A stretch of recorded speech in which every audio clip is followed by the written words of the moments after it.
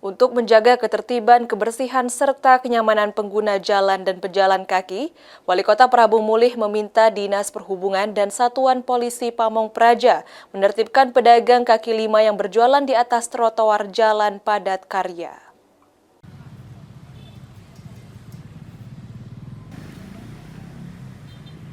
Keberadaan PKL di atas trotoar dinilai dapat mengganggu fungsi trotoar serta berdampak terhadap kenyamanan dan kelancaran aktivitas masyarakat. Untuk itu, Wali Kota Prabu Mulih meminta petugas Dinas Perhubungan dan Satuan Polisi Pamong Praja untuk menertibkan pedagang kaki lima yang berjualan di atas trotoar di jalan padat karya. Namun, sebelum dilakukan penertiban, para pedagang akan terlebih dahulu diberikan peringatan dan himbauan agar tidak kembali berjualan di atas trotoar.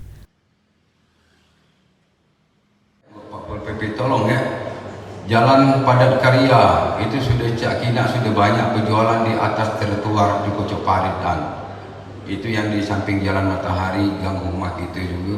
Tolong itu diatur, dimundurkan,